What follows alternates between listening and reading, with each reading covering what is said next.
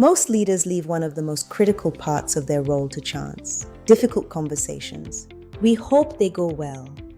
We wait for the right moment. And sometimes we even go out of our way to avoid them. We trust our instinct to guide us.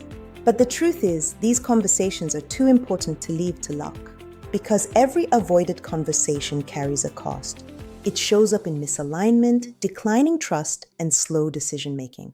And over time, what was once a small issue turns into a systemic problem. So instead of avoiding them, we need to understand them. In this deep dive, we explored what really sits behind difficult conversations. And the first insight is simple but powerful. Conversations don't become difficult because of the topic. They become difficult because they trigger emotion and identity. The moment a conversation touches how we see ourselves, our competence, our status, or our relationships, tension rises. And that is where most people step back. But leadership begins exactly there. We also looked at what happens when we avoid these moments. Silence may feel comfortable in the short term, but it creates false alignment. People nod but think differently. Decisions move forward but without real commitment. And without the right level of tension, progress slows down.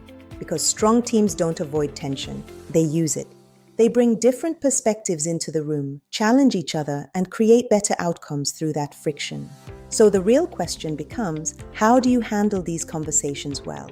It starts with a mindset shift. Stop labeling them as difficult. See them as necessary, constructive, and developmental. Then balance two things at the same time: care personally and challenge directly. Because clarity without care creates resistance, and care without clarity creates avoidance. You need both. From there, it becomes practical. Start with observation, not judgment. Ask instead of assuming. Listen more than you speak, and pay attention to what happens in the conversation. If people withdraw or become defensive, it's a signal that safety is dropping. And your role is not to push harder, but to restore safety and reconnect to purpose. At a deeper level, this is not just about communication. It is about leadership. Because how you show up in these moments defines your culture. Whether people speak up or stay silent is a direct reflection of the environment you create. And that brings us to the core idea.